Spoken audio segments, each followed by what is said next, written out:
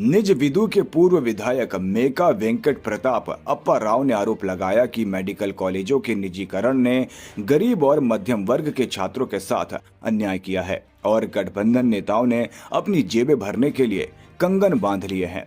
बुधवार को निजविंदु शहर के मध्य स्थित चिन्ना गांधी बोमा केंद्र में 1 करोड़ हस्ताक्षर संग्रह और जन आंदोलन कार्यक्रम आयोजित किया गया। इस अवसर पर उन्होंने कहा कि मेडिकल कॉलेजों का निजीकरण गरीब और मध्यम वर्ग के छात्रों के साथ अन्याय है और उन्होंने मेडिकल कॉलेजों को सरकार के अधीन चलाने की मांग की।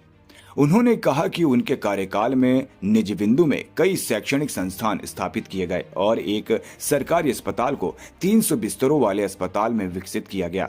उन्होंने कहा कि केंद्रीय विश्वविद्यालय स्वीकृत होने के बावजूद गठबंधन के टीडीपी नेता अभी तक इसे शुरू नहीं कर पाए हैं।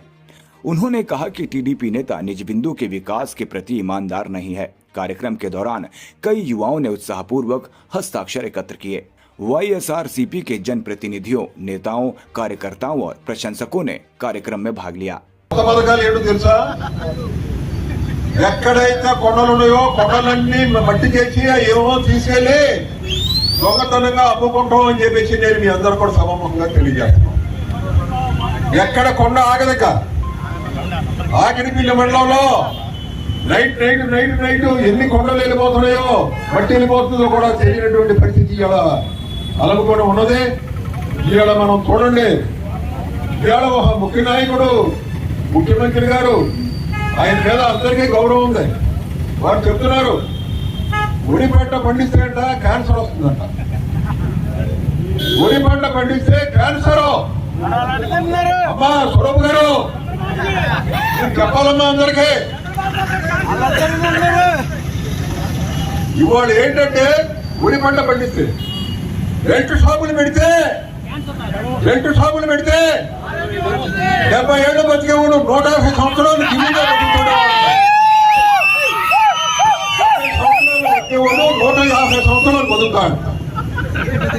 ఇవాళ ఏంటంటే ఈ విధంగా పరిపాలన చేస్తుంటే 1.5 గంట ఉపన్యాసం చేస్తా. కానీ ఏంటంటే ఇక్కడ నేను 1.5 గంట ఉపన్యాసం చేయడానికి నేను అంగీకరించట్లా.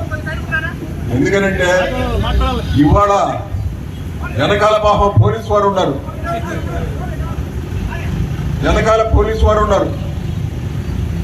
ఇవాళ ఎంప్లాయీస్ ఉన్నారు. ఒక్కడు ఓటేస్తాడండి కూడా ప్రభుత్వానికి ఇస్తాడు. ఒక్కడు ఓటేస్తాడా? అసలు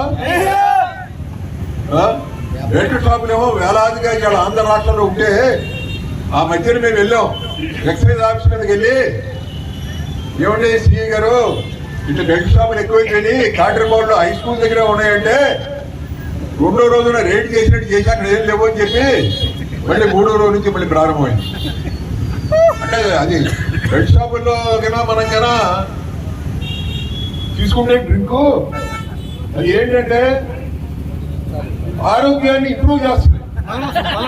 ఇంప్రూవ్ చేసి 60 ఏళ్ళు బతికేవాడు కూడా ఏంటంటే 150 ఏళ్ళు బతుకుతుంటాడు అని చెప్పేసి ఇప్పుడు కొత్తగా రూల్ ఉంది. ఇవన్నీ కూడా మనం చూసుకోండి.